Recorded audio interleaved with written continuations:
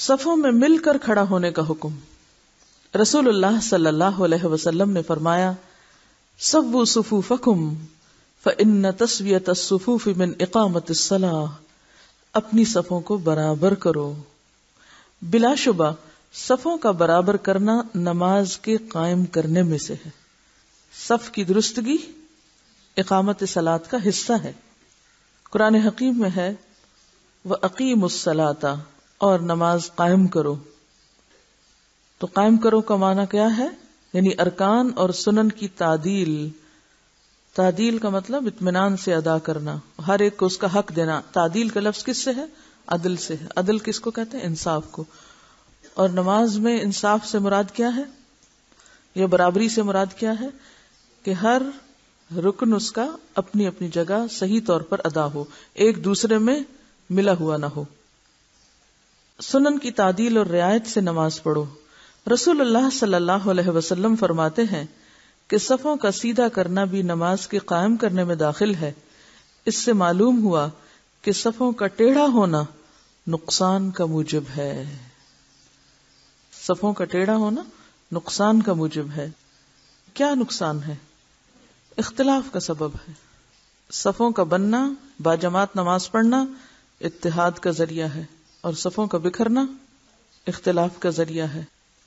رسول اللہ صلی اللہ علیہ وسلم نے فرمایا صفوں کو سیدھا کرو، کیونکہ صف کو سیدھا کرنا نماز کے حسن میں سے ہے.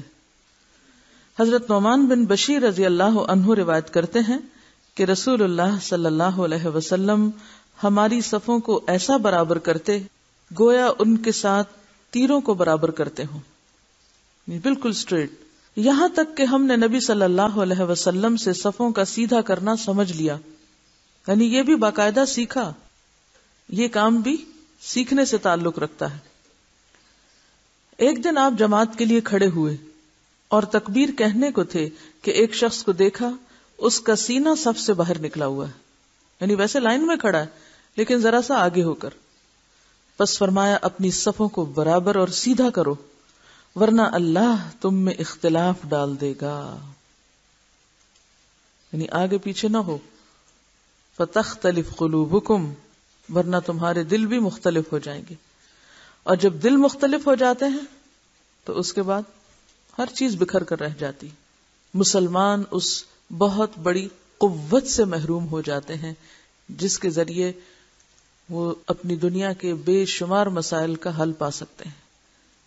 آج مسلمان کیوں کمزور ہیں؟ غیر متحد ہیں، اتحاد نہیں.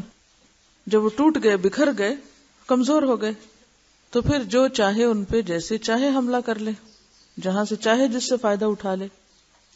کیونکہ صف بندی اور دن میں 5 دفعہ صف بنانا کیا سکھاتا ہے؟ ایک ڈسپلن میں آنا.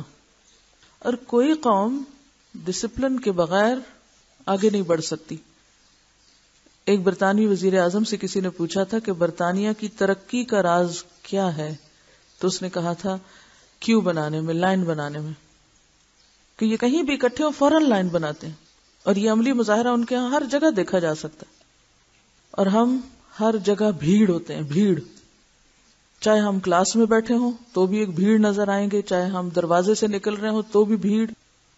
ہم میں سے جس کا جو جی چاہتا ہے جہاں جی چاہے کھڑا ہو جائے، جہاں جی چاہے بیٹھ جائے رستے میں، جہاں جی چاہے ہم 2 اور لوگوں کو بھی ساتھ ملنا جلنا شروع کر دیں. کیونکہ شعور کی کمی ہے نا. ہم جانتے ہی نہیں کہ ہمارے اس عمل سے کتنے لوگ تکلیف میں مبتلا ہو گئے، کتنے لوگ مشقت میں پڑ گئے. اگر ہم راستے میں صرف اپنے جوتے تلاش کرنے کے لیے راستہ روک کے کھڑے ہو جائیں، یا خود وہیں کھڑے ہو کے پہننا شروع کر دیں اور پیچھے کی ساری لائن کو روک دیں، اور پھر دوسرا شخص لائن توڑ کے گھس کے باہر نکلنے کی کوشش کرے، اس کو پش کرو، اس کو دھکا دو، تو نتیجہ کیا نکلے گا؟ مذکورہ حدیث کی روح سے صفوں کا سیدھا کرنا نہایت ضروری ہے. اقامت ہو چکنے کے بعد جب صفیں سیدھی، درست اور برابر ہو جائیں تو پھر امام کو تکبیر اولیٰ کہنی چاہیے. کب کہنی چاہیے؟ ہاتھ کھڑا کر کے بتائیں. جی، جب صفیں درست اور برابر ہو جائیں اس وقت امام کو تکبیر کہنی چاہیے. اس سے کیا پتہ چلتا ہے کہ یہ امام کی ذمہ داری میں سے ہے کہ صف سیدھا کرے. اور یہ صرف مسجد کے اندر نہیں بلکہ کلاس روم کے اندر بھی کس کی ذمہ داری ہے؟ استاد کی ذمہ داری ہے. کسی بھی جگہ کہیں پر بھی آپ ہوں، جو بھی ذمہ دار ہیں ان سب کی ذمہ داری ہے کہ جو بھی لوگ ان کے ماتحت ہیں ان سب کو ایک ڈسپلن میں رکھیں، ایک ترتیب میں رکھیں. اور یہی ترتیب ہماری زندگی میں اگر آتی ہے تو ہی ہم اپنے وقت کا بھرپور اور صحیح استعمال کر سکتے ہیں. اگر آپ اپنی کتابیں ترتیب سے نہیں رکھتے، اپنے کاغذ ترتیب سے نہیں رکھتے، اپنے قلم، ہر چیز جو آپ سے متعلق، اپنے لباس، اپنے کپڑے، جو بھی آپ سے متعلق چیزیں ہیں، ان میں اگر ترتیب آپ نہیں رکھتے تو آپ کا آدھا وقت کس میں ضائع ہو جائے گا؟ چیزوں کو ڈھونڈنے میں، یا پھر نہ ملنے کی صورت میں فرسٹریشن، نہ ملنے کی صورت میں غلط چیز کے استعمال میں. تو آپ وہ نہیں کر سکیں گے جو آپ کر سکتے ہیں یا آپ کو کرنا چاہیے. بعض لوگ لکھتے وقت بھی بالکل بے اعتدالی کو ثبوت دیتے ہیں. کوئی لائن کے اوپر لکھ رہے ہیں، کوئی لائن کے بیچ میں لکھ رہے ہیں، کوئی گیپ چھوڑ کے لکھ رہے ہیں، بس لکھتے چلے جا رہے ہیں اس لیے کہ اصل مقصود ان کے نزدیک لکھنا ہے. یہ نہیں دیکھنا کہ پیراگراف بنا ہے یا نہیں، لائن کہاں سے شروع ہو رہی ہے، کہاں اینڈ ہو رہی ہے، کیونکہ کسی چیز میں ترتیب ہے ہی نہیں. کچن دیکھ لو تو بے ترتیب، کمرہ بیڈ روم دیکھ لو تو بے ترتیب، الماری کھولو تو بے ترتیب، واش روم تو بے ترتیب، ہر چیز بے ترتیب. تو جب زندگی میں بے ترتیبی آ جاتی ہے، آپ آرگنائزڈ نہیں ہیں پرسنل لیول پر، تو آپ اجتماعی زندگی میں کبھی بھی آرگنائزڈ نہیں ہو سکتے. اور اگر آپ خود نہیں ہیں تو آپ کسی کو بھی نہیں کر سکتے. اور پھر دین کا کام، یعنی اللہ کی مسجد سے ترتیب شروع ہوتی ہے، اللہ کے گھر سے ترتیب شروع ہوتی ہے، قبلہ ترتیب قائم کرنے کے لیے ہے. تو یہ ترتیب اگر ہمارے دین کے پہلے رکن سے شروع ہو رہی ہے تو اس کا دائرہ کار کہاں تک پھر جاتا ہوگا؟ آخر تک. ہر چیز میں ترتیب. تو آج ہمیں صرف نماز میں نہیں بلکہ اپنی زندگی کی باقی تمام چیزوں کا جائزہ لینا ہے. اپنی ساری بلانگنگز، اپنے دراز، اپنے الماری، اپنے کپڑے، اپنے ہر چیز. اور اگر آپ ایک دن میں سب کچھ نہیں کر سکتے تو دن مقرر کر لیا کریں. آج کے دن میں اپنی الماری ٹھیک کروں گی، آج کے دن کچن کی ترتیب. کیونکہ ایسا شخص جو چیز اٹھاتا ایک جگہ سے ہے، رکھتا دوسری جگہ ہے، وہ کس قدر اذیت کا باعث بنتا ہے دوسروں کے لیے بھی. یعنی وہ صرف اپنا وقت ضائع کرنے کا مجرم نہیں، وہ سارے متعلقین کا وقت ضائع کرنے کا مجرم ہے.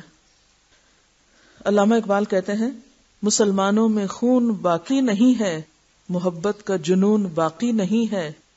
جس میں خون نہ ہو وہ کون ہوتا ہے؟ اگر آپ کے جسم سے خون نکل جائے ایک مطلوبہ مقدار سے تو کیا ہوتا ہے؟ مر جاتے نا. خون نکلنے سے مرتے کہ نہیں؟ وہ کہتے ہیں مسلمانوں میں خون باقی نہیں ہے، محبت کا جنون باقی نہیں ہے. یعنی کسی کام کے کرنے کے پیچھے جذبہ ہی نہیں کوئی. وجہ کیا ہے؟ صفیں کج، صفیں ٹیڑھی ہیں، دل پریشان. جب کوئی چیز ترتیب سے نہیں تو آپ کیا نظر آئیں گے؟ پریشان ہی نا. کوئی کام آپ نے کیا ہی نہیں تو آپ کو پریشانی ہی ہوگی. آپ کو یہ نہیں پتا آپ کو پہلے کیا کرنا ہے، بعد میں کیا کرنا ہے، اس کے بعد کیا کرنا ہے. نہ آپ کے اوقات کی ترتیب ہے، نہ آپ کے لباس کی ترتیب ہے، نہ آپ کے بالوں کی ترتیب ہے، نہ آپ کے کاموں کی ترتیب ہے. تو پھر کبھی کوئی کوسے گا آپ کو، کبھی کوئی پوچھے گا آپ کو، تو نتیجہ کیا ہوگا؟ دل پریشان رہے گا سارا وقت. شوہر گھر میں آئے گا تو وہ دو سنائے گا کہ تم نے یہ کام کیوں نہیں کیا. بچے ہیں تو وہ سر کھائیں گے یہ کام کیوں نہیں ہوا ہمارا. آپ کسی کے بھی کام کے نہیں ہیں. پھر چاہے آپ کتنے بڑے بڑے خواب دیکھتے رہیں کہ آپ یہ بھی کر لیں گے اور وہ بھی کر سکیں گے، کچھ نہیں کر سکیں گے. تو کہتے ہیں صفے کج دل پریشان، سجدہ بے ذوق. سجدہ بے ذوق کیوں؟ جب آپ پریشان حال پھر کھڑے ہوتے ہیں، کبھی آپ نے غور کیا ہوگا کہ وہ نماز جو آپ اطمینان سے پڑھتے ہیں وہ کون سی نماز ہوتی ہے، اور وہ نماز جو ٹکروں والی نماز ہوتی ہے، یا نماز پڑھتے ہوئے آپ کو یاد ہی نہیں ہوتا کہ کیا پڑھا یا کیا کیا. یہ کیفیت کب ہوتی ہے؟ جب دل پریشان ہوتا ہے. جب آپ کا دل پریشان ہوتا ہے نا، آپ کے سر پہ کاموں کا بوجھ ہوتا ہے، کیونکہ آپ نے ترتیب تو قائم ہی نہیں کی تھی کہ کیا کس وقت کرنا ہے. کوئی ٹائم ٹیبل ہی نہیں ہے آپ کا، کوئی ترجیحات ہی نہیں ہے آپ کی زندگی میں. تو وہ سارا غبار کہاں آ کے اٹھے گا؟ نماز میں. آپ تجربہ کر کے دیکھ لیجئے کہ وہ نماز ہی میں آ کے آپ کو ہر چیز پریشان کرے گی. وہ کہتے ہیں وجہ کیا ہے؟ کہ جذب اندرون باقی نہیں ہے. جذب اندرون باقی نہیں، اندر کوئی چیز جذب نہیں ہو رہی، ابزارپشن ہی نہیں ہے. صفوں کا ٹیڑھا پن، باہمی پھوٹ، دلوں کے اختلاف اور باہمی کدورت پریشانی کا باعث ہے. یعنی دلوں میں بھی کدورت آتی ہے پھر، کیونکہ جب زندگی میں ترتیب نہ ہو تو ہر وقت ایک چپکلش اور ایک کھچاؤ کی کیفیت رہے گی، پھر اس کا نتیجہ کیا ہوگا کہ دلوں میں کدورت آئے گی ایک دوسرے کے خلاف۔ حضرت انس رضی اللہ عنہ روایت کرتے ہیں کہ رسول اللہ صلی اللہ علیہ وسلم نے فرمایا، اپنی صفیں ملی ہوئی رکھو، اپنی صفیں ملی ہوئی رکھو، یعنی کندھے سے کندھا اور قدم سے قدم ملا کر کھڑے ہو، اور صفوں کے درمیان نزدیکی کرو۔ اس کا کیا مطلب ہے؟ ایک صف اور دوسری کے درمیان اتنا فاصلہ نہیں ہونا چاہیے کہ ایک کمرے کے اگلے سے بن جائے اور ایک پچھلے میں، اور بیچ میں پورے کمرے کا فاصلہ ہو، نہیں، ایک صف سے دوسری صف کے بیچ میں اتنا ہی گیپ ہو کہ پچھلی صف کے لوگ آسانی سے سجدہ کر سکیں، یعنی دو صفوں کے درمیان اتنا فاصلہ نہ چھوڑو کہ وہاں ایک اور صف کھڑی ہو سکے، اور گردنیں برابر رکھو، یعنی سب برابر جگہ پر کھڑے ہو کہ گردنیں برابر ہو۔ قسم ہے اس ذات کی جس کے ہاتھ میں میری جان ہے، تحقیق میں شیطان دیکھتا ہوں، میں شیطان کو دیکھتا ہوں جو صف کے شگافوں میں داخل ہوتا ہے، گویا کہ وہ بکری کا سیاہ بچہ ہے، یعنی نماز کے وقت وہ پھر خوب بیچ میں گھومتا پھرتا ہے۔ آپ ذرا تصور کریں کہ آپ جماعت کے لیے کھڑے ہیں اور کوئی چھوٹا سا بچہ ہے، وہ مسجد میں کبھی کسی کے آگے سے گزرتا ہے، کبھی کسی کے پیچھے سے، کبھی ادھر سے کبھی ادھر سے، کیا ہوتا ہے نماز میں؟ کسی کا دھیان لگے گا؟ نہیں۔ اسی طرح شیطان سیاہ بکری کے بچے کی طرح صفوں کے بیچ میں گھومتا پھرتا رہتا ہے۔ جب وہ گھومتا ہے تو پھر نماز میں خشوع و خضوع کہاں سے آئے گا؟ پھر توجہ کہاں سے آئے گی؟ ایسے لوگ اکٹھی نماز پڑھ کے بھی آپس میں نہیں جڑیں گے۔ حضرت نعمان بن بشیر رضی اللہ عنہ سے روایت ہے کہ رسول اللہ صلی اللہ علیہ وسلم نے لوگوں کی طرف منہ کر کے فرمایا، لوگوں اپنی صفیں سیدھی کرو، یعنی آپ اس معاملے میں بہت سختی کرتے تھے، لوگوں اپنی صفیں درست کرو، یعنی اس معاملے کو چھوڑتے نہیں تھے، ان کو سپیئر نہیں کرتے تھے، اگنور نہیں کرتے تھے، لوگوں اپنی صفیں برابر کرو۔ اب آپ دیکھیے 3 دفعہ آپ نے فرمایا، لوگوں صفیں سیدھی کرو، صفیں درست کرو، صفیں برابر کرو۔ سنو، اگر تم نے صفیں سیدھی نہ کی تو اللہ تمہارے دلوں میں اختلاف اور پھوٹ ڈال دے گا۔ اس حکم سے انکار کوئی معمولی چیز نہیں ہے، اس کے اثرات ساری زندگی میں جائیں گے۔ پھر تو یہ حالت ہو گئی کہ ہر شخص اپنے ساتھی کے ٹخنے سے ٹخنا، گھٹنے سے گھٹنا، کندھے سے کندھا چپکا دیتا تھا۔ ابو داؤد کی روایت ہے یہ، ابن حبان نے اسے صحیح کہا۔ یعنی پھر صحابہ کرام اتنے کانشیس ہو گئے تھے کہ بالکل جیسے ایک سیسا پلائی ہوئی دیوار کے جیسے کچھ بھی بیچ میں سے نظر نہ آئے، اس طرح کھڑے ہوتے تھے۔ حضرت انس رضی اللہ عنہ سے روایت ہے کہ رسول اللہ صلی اللہ علیہ وسلم نے فرمایا، صفوں کو سیدھا کیا کرو کیونکہ میں تمہیں پس پشت بھی دیکھتا ہوں، یعنی نماز میں اللہ نے مجھے ایسی صلاحیت دی ہے کہ سامنے کے ساتھ ساتھ پیچھے کا سین بھی میں دیکھ سکتا ہوں۔ یہ آپ کا معجزہ تھا، یعنی کیسے دیکھتے تھے آپ؟ اللہ تعالیٰ اس وقت دکھا دیتا تھا جو اپنے نبی کو چاہتا تھا۔ اس کی تفصیل یہ نیچے آپ حاشیے میں دیکھ سکتے ہیں۔ حضرت انس کہتے ہیں کہ ہم میں سے ہر شخص صفوں میں اپنا کندھا دوسرے کے کندھے سے اور اپنا قدم دوسرے کے قدم سے ملا دیتا تھا، یعنی کس طرح ہم سیدھے کھڑے ہوتے تھے۔ حضرت براء بن عازب سے روایت ہے کہ رسول اللہ صلی اللہ علیہ وسلم صف کے اندر آتے، کیا کرتے؟ صف کے اندر آتے۔ کیسے اندر؟ یعنی آپ اپنی امام والی جگہ چھوڑ کر 2 صفوں کے بیچ میں آ جاتے، راؤنڈ لیتے تھے۔ ہمارے سینوں اور کندھوں کو برابر کرتے، یعنی پہلے زبان سے کہتے، پھر اس کے بعد ہاتھ سے سیدھا کرتے ان کو، تم آگے ہو جاؤ، تم پیچھے ہو جاؤ، اور فرماتے آگے پیچھے مت ہو ورنہ تمہارے دل بھی مختلف ہو جائیں گے۔ یہاں سے شروع ہوتا ہے اتحاد۔ اور فرماتے تھے تحقیق اللہ تعالی پہلی صف والوں پر اپنی رحمت بھیجتا ہے اور فرشتے ان کے لیے رحمت کی دعا کرتے ہیں، کیونکہ پہلی صف میں جانے کے لیے کیا کرنا پڑتا ہے؟ کوشش، شوق اور وقت سے پہلے جانا پڑتا ہے۔ یعنی اگلی صف میں وہی بیٹھ سکتا ہے جس کے لیے نماز پرائرٹی نمبر 1 ہو، جس کی زندگی میں ترتیب ہے، تو وہ شخص وقت کی پابندی بھی کر سکے گا۔ جب وہ وقت کی پابندی کر سکے گا تو لازماً اگلی صف میں بیٹھ سکے گا۔ اور جس کی زندگی میں ترتیب نہیں، اس کے اندر کوئی ڈسپلن نہیں، اس کا کوئی کام بھی وقت پہ اور درست نہیں ہو سکتا۔ ہم عام طور پر لوگوں کو بلیم کرتے رہتے ہیں، وہ سبب ہے میرے کام میں خرابی کا، وہ سبب ہے مجھے پیچھے کرنے کا، لیکن ہم یہ بھول جاتے ہیں کہ ہم سبب خود ہی ہیں، اپنی بے ترتیبی کے ذمہ دار ہم خود ہیں۔ حضرت نعمان بن بشیر سے روایت ہے کہ جب ہم نماز کے لیے کھڑے ہوتے تو رسول اللہ صلی اللہ علیہ وسلم ہماری صفوں کو برابر کرتے تھے.